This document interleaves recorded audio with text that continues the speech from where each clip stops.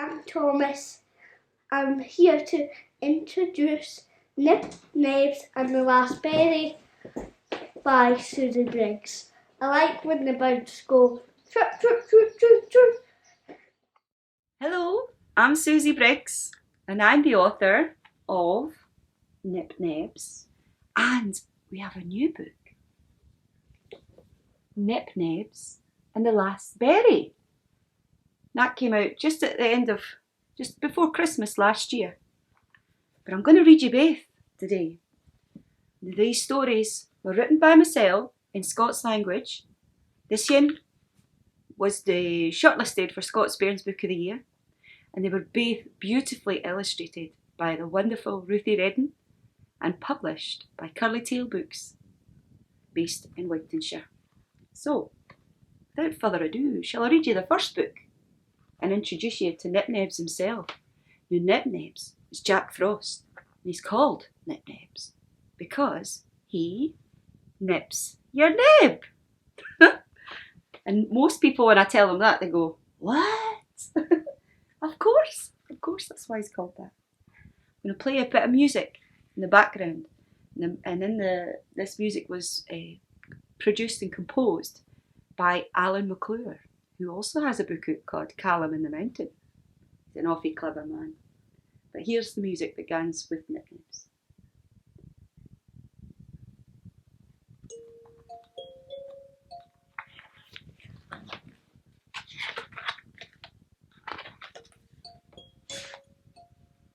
Out by in the shadows o' the pale moonlicht, the rakes aboot a canty wee sprecht.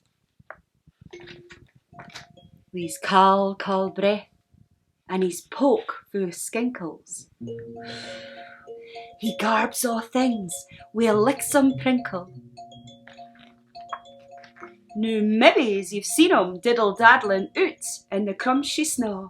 Crumsh, crumsh, crumsh. Can you do that? Crumpshy, crumpshy, crumpshy. Or strinkling icy draps on the speeder webs. Strinkle, strinkle, strinkle. Mebbe's you've seen him hanging shackles off the spigot. Chitter, chitter, chitter. And painting the windows wi' a glisk o' forest and ferns. Swish, swish, swish. Or skiting fu' pelt o'er the puddles. Whee! Mind, if you have seen him, you best wear warm clays, or Nebs'll come and he'll prinkle your taes. He'll mak your teeth chitter and turn your cheeks red.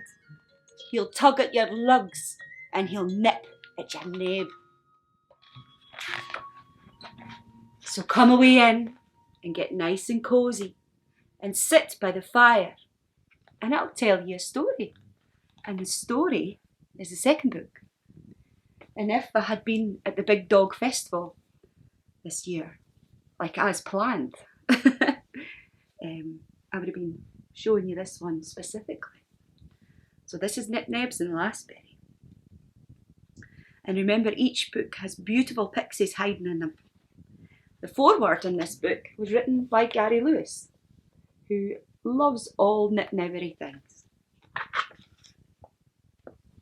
It was a cauld frosty morning in old Jeannie's garden. And if you looked across the skinkling grass, you would see an ancient haw tree. If you was to take a danner over the skinkling grass and went down onto your hunkers, you would see there was a hole at the bottom of the haw tree. And if you was to put your lug to the hole, you would have heard twee odd sounds. Yin was like a soft, buzzy sound, like a bumblebee sleeping, and the other was like a squeaky swing. Can you see the hole at the bottom of the tree?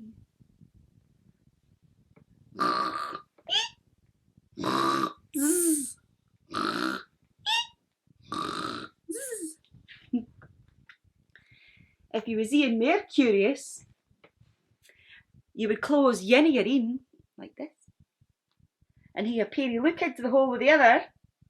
And if you'd have done all that, you would have seen Nebs courage doon aside wee Mousy, and they both would have been softly sleeping till the afternoon, had it not been for the awful Susi coming for the top of the hot tree. Chirrup, chirrup, choo! Chirrup, chirrup, choo! Chit, chit, chit, chit, choo! Terrible Susi.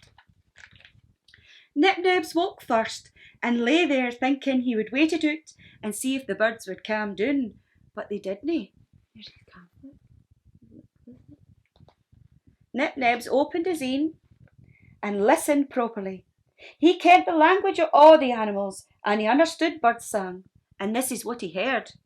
It's mine, my tree, my garden. No, mine's, I seen it first. That's where you're wrong. It's mine's, I was here first. It turns like this. Then all of a sudden, wee Moosy's nest shuggled. Oh, poor wee Moosy, shuggly nest. And all his stuff went topsy-turvy. The acorn bonnets tumbled off the shelf and started off wee Moosy's head. What a clatter! He was fair scunnered. Oh, he's fair scunnered, look at him. He looked at Nebs and said, "You better go up and sort out that carry on." And say it went on. Chirrup, chirrup, choo! Chit, chit, choo! Chirrup, chirrup, chit, choo! Nebs put on his shin and clambered up to the top of the haw tree. There at the top was 3 birds, a robin, a missel thrush and a blackbird, and they was all standing round the biggest, most juiciest berry Nebs had ever seen. It was, dun dun dun, the last berry. Ooh. Nebs tried to get their attention and politely coughed. Can you do a polite cough? Chirrup, chirrup, choo! Chirrup, chirrup, choo! Chit, chit, chit, chit, choo! It didn't work, so he tried again. This time a bit louder. Chirrup, chirrup, choo! Chit, chit, choo! Chirrup, chirrup, chit, choo! That didn't work either, so he decided to tell them to had their wished in their own language. So he put his hands over his lugs, he closed his een, he took a deep breath, and he shouted, "Chirrup!" Can you do that? Nebs taken his hands off his lugs and opened his een, and the birds was all looking at him. "Good morning, birds," he says. "I could cut that berry up into 3 pieces and you can all get a bit each. Would you like that?" Well, Robin looked at Blackbird, Blackbird looked at Missel Thrush, and Missel Thrush looked at the last berry, and the last berry looked at nobody, because it didn't have een. Some people like that joke. Chirrup, chirrup, choo! Chit, chit, choo! Chirrup, chirrup, chit, choo! The robin gurned first. "No, it's my berry on my tree in my garden." Then Missel Thrush shouted, "But I saw it first." "It's my berry." And Blackbird shouted louder. "No, I tell't you, it's my berry. I was here first." And so it went on. Chirrup, chirrup, choo! Chirrup, chirrup, choo! Chit, chit, choo! What a stramash! Nebs tried once more for to get them to see reason. He put his hands over his lugs. Put your hands over your lugs. He closed the zine, and he took a deep breath, and he shouted, "Chirrup!" When he taken his hands away from his lugs, there was sweet silence. And when he opened his een, the birds again, but the last berry was still there. Nebs looked down between the branches of the tree. The birds was pecking at seeds and nuts all Ginny had put out for them, and they were quietly filling their bellies. Finally, some peace. Then Nebs looked at the last berry, and he pinkled it. Nebs taken the last berry back to wee Moose's nest. He cut it into 2 pieces and shared it to his friend. When they were both full of juicy red berry, they curried back down for a wee slumber.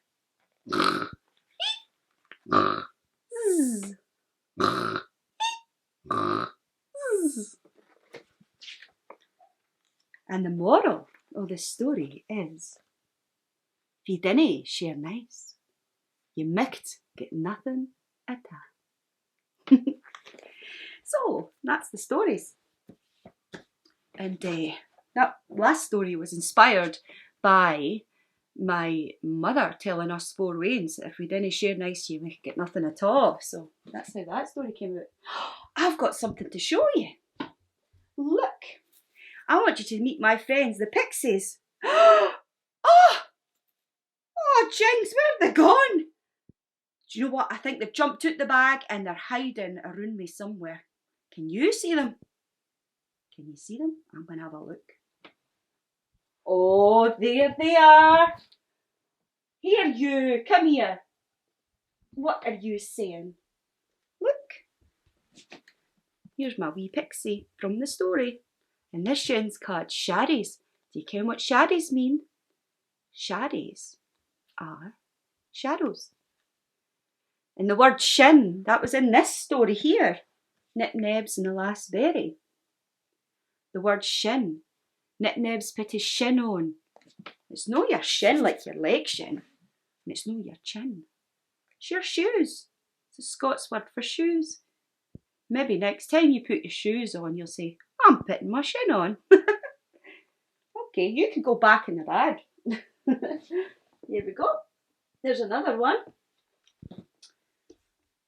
This one's called canty. The word canty is in the first story. Canty is the opposite of this. Do you know what it is?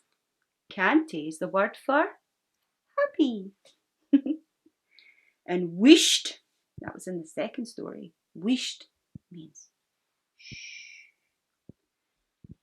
I think there's more up there. Let's have a look. There's more of them. Oh, here's Yin hiding in my guitar. He'll not come out. Oh, he's jumped right inside. We'll do one more. Yin there. This Yin's called Spigot. Now, Spigot is in the first story. Hanging shackles off the spigot. Remember what it is?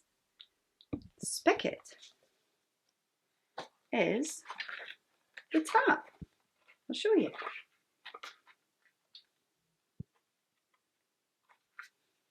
There you go.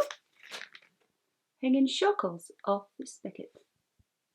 There you go. So, now it's time for me to tell you what's next. I am offering an activity for the people who love Big Dog Festival. And if you email Anne at the Big Dog Festival, you'll get access to it. And what I want you to do is to illustrate a story and send in pictures. You don't post your pictures, you just take photos of your pictures that you've created. And I'll get to see them. And it would make me awfully happy in this lockdown if I could see them. So the story I'm going to offer you is a story called Ode to Igor, and I'm going to read it to you. This is yet unpublished, but it will eventually become a book. Ode to Igor. There's an awfully big speeder living in my shed, with 9 muckle een and 8 bursy legs, 2 snashy fangs for chewing up the fleas, and 8 bursy pooks on his 8 bursy knees. Being kind of feared, I tried not to show it, but the grass was getting long and I needed to mow it. So I chapped on the shed door and I cried out, "Hello, I'm coming in, Igor, for I'm needing the mower."